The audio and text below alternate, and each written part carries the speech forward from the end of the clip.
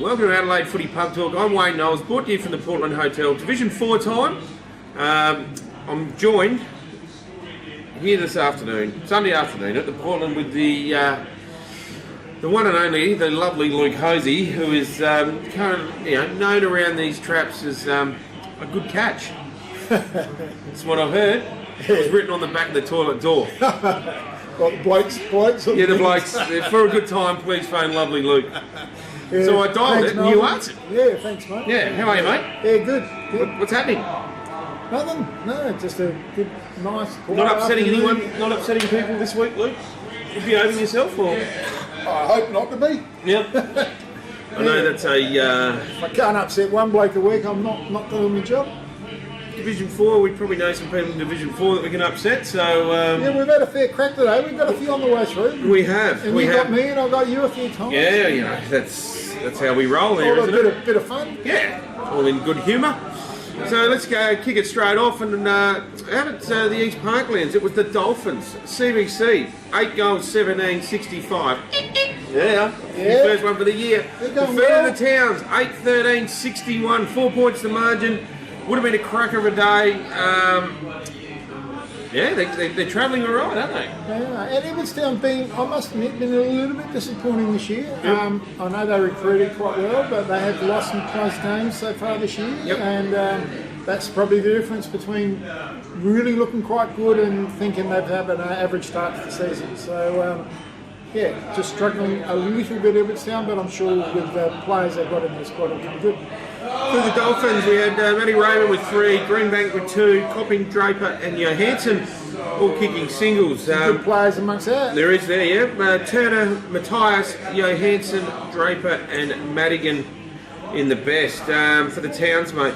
Yeah, Cornish kicked 2, Rosen, Wig, Dean, Desmond, Urin, Roberts and Munn, they were the goal kickers. Better players, Curtis, he's the fullback. He does a really good job back in the key post there. I've seen him play a few times. Really, we did a live call at really good key. And I nearly held a old cameraman. He's shot the one. Rosenweg, Horgan, nuggety midfielder goes all right. The Horgan brothers? Horgan, J and B, and Munn. So, yeah, good win to CBC, who are going well since they've come up from Division 5 after their big premiership last year. Last year, yep. Well done to Carl Harris out there, he's doing great. Doing a great job. Yep. Moving on. Next game was out of Ledger Oval there at the Cattery. It was the Woody South Cats, 16-21, 117, defeating Kermalite Gardens, 10-11, 71. So, Kermalite struggling a little bit this year. Not, Woody South, Bomber always comes, they have a bit of a momentum shift at times. They do. They're a hard club to follow in terms of their form lines. But at home they're always hard to beat. So, goal kickers for the Cats. We had Lucas DeSoto with 3, Vassallo with 3 as well. Gosling, Rayner, Brushton, Woodville, Bailey, Hannell, Rama Ahmed and Haynes all kicking singles, with Haynes, Hannell, Tyler, Percy and DeSoto in the best. Young Lucas DeSoto, I coached him at Glenelg in the 16s. Yep. Back in 2016 when we won the flag. Chuck that in there, mate, Good kid. Did a knee. And I reckon that's what ruined his under 18 aspirations. But really good kid, Lucas. Really good kid.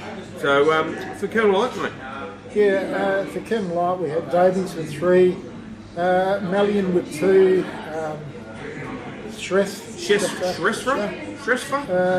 Wood, Emmett Wood, been there for a long time. Yep. Emmett, Stevens and Smith were amongst the goal kickers. Colangelo. It's like I'm with Darcy today. Yeah. Conlon, Davies, Napier and Malian. So, Woody South, I reckon they got done by Pembroke by a point the week before, and then they come out and just belted Colonel Light.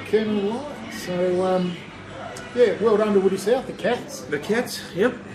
I like the Woody South Cats. I think they're a good club. They are. Very good people down there. Very good people. Yes. Always good to go down there for a beer. Big shout out to when I was drinking. Well, yes, before you changed. Big shout out to obviously to Bomber, but also to one of the best old blokes in footy. You? I'm surprised he's still alive. Darcy? No, I'm surprised he's still alive, actually. Bobby Cross. Oh, yeah. Oh, Bobby Cross. I'm surprised he's still alive. No doubt, Robert. I'll get a text message this week for saying that. So, anyway, up to Thomas Farms over there, the old Price Memorial Oval. It was Mitcham 15-15, 105. Travelling beautifully at the moment. Yep, defeated Pooraka 11-10, 76. So, Ditz wouldn't be happy today, Paul. no. And I know he watches because he told Rocky last year that I got a few things wrong and things like that. So, yeah, we've had 5,000 people a week who are watching this show and our Wednesday night show from the Alma and Exchange. Wow. 5,000 people a week. Wow. So that's great. Yeah, Wow. So we're getting a lot of people watching. Oh, yeah. No, I don't reckon they'd have that many listeners all year on that radio show. Is it still going? I don't listen, but yeah, I don't know, to be honest. I'm not even going to go there. Okay. Used to be good, didn't it? Oh, it was when we had 4 or 5. Jacko's very good. Anyway, moving on, Mitchell, we had Jacko's exception.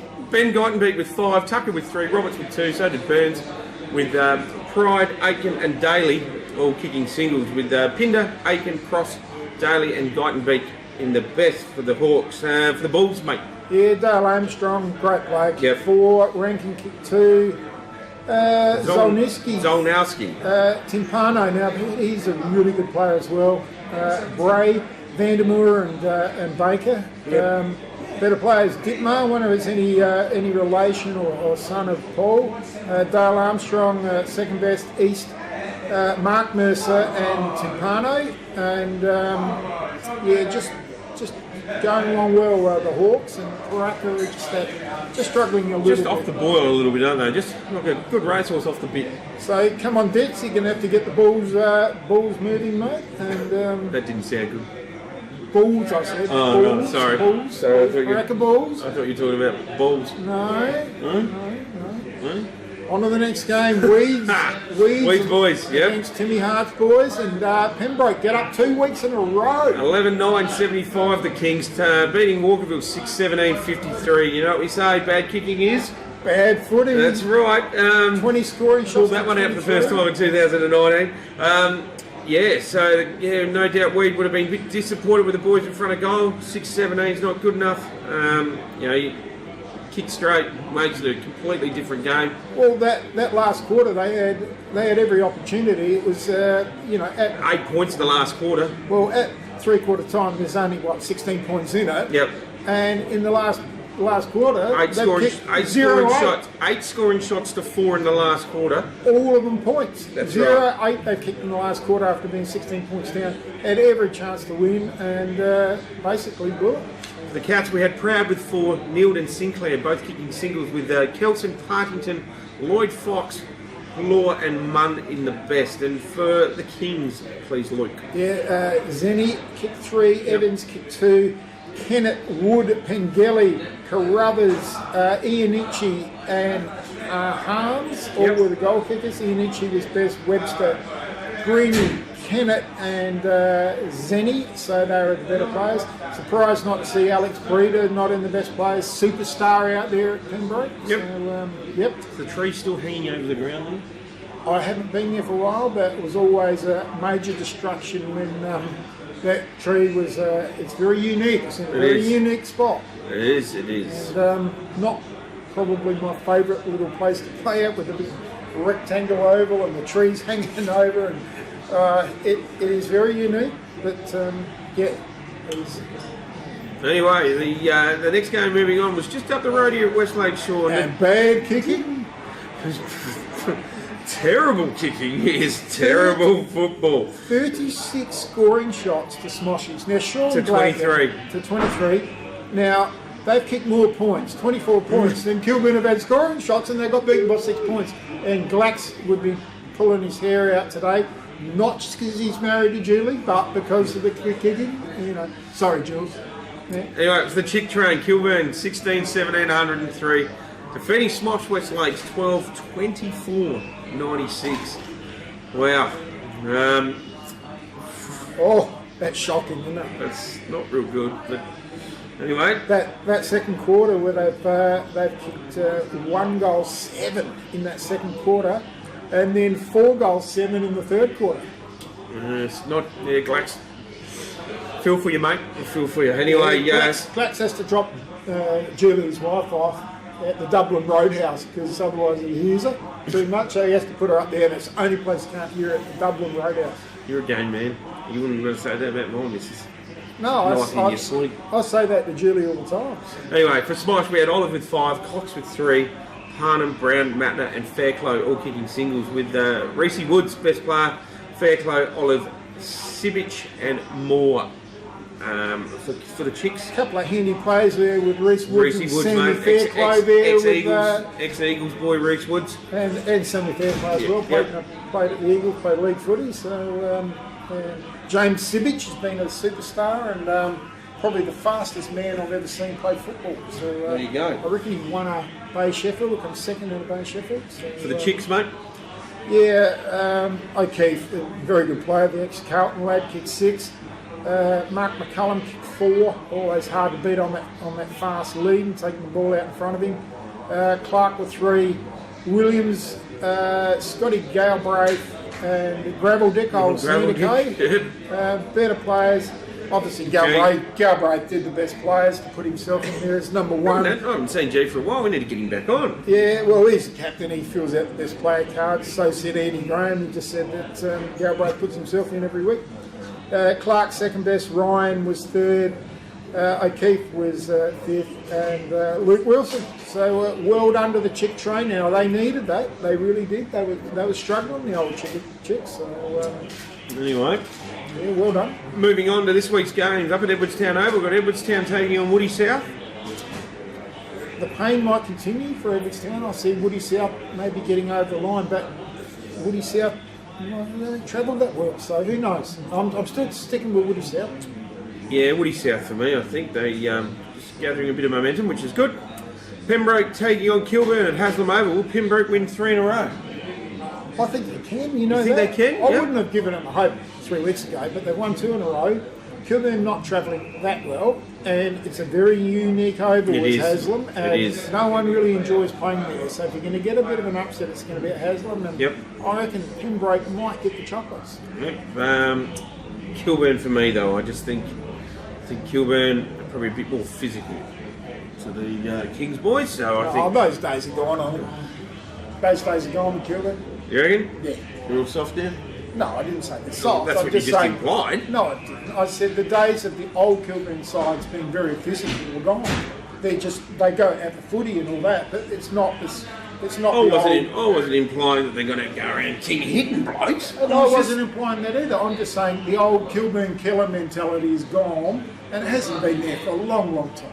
So it's more of a myth than anything else. Let's agree to disagree. I think Kilburn are really good around the footy and they're hard and tough they're hard at it. And that's what I was saying. Yeah, the days of the Kilburn and that being tough and all that, it's a myth. Yeah. Anyway, Limbold Park's the next one. Pooraka taking on the Dolphins. CBC for me. CBC for me as well. Colonel Light taking on Walkerville at Mortlock Park. Walkerville not travelling that well, but either a Colonel Light at home, I'm going to probably go for Colonel Light. Yeah, I tend to agree there myself. And match of the round up West Lake Shore Oval. SMOSH taking on the Mitcham Hawks. Oh, Clacks would have... They'll bounce back. They're going to bounce back. I think they will. I think they'll bounce back and they'll have lots of goal kicking practice. They certainly will, no doubt. But there again, Mitcham are travelling really well. Yep. And, they're hard to beat. You know what? I am going to go for the upset. I'm going for Mitcham. You're going to go for Mitcham, are you? Yeah, I am going to go for Mitcham. They're sitting top. It's 1v2. Yeah, but at this point of the year, I'm starting to look at percentage. I always start to look at percentage. Yep. And Mitcham, at 58%. SMOSH have won 3 games. They've won all of them. 2 of the 3 were by a point and 2 points. Yep. They've been very close. They probably should have won against Kilburn, let's be honest. But the percentage is not great. So I start to look at percentage at this stage of the year, and I think Mitcham are a little bit better side.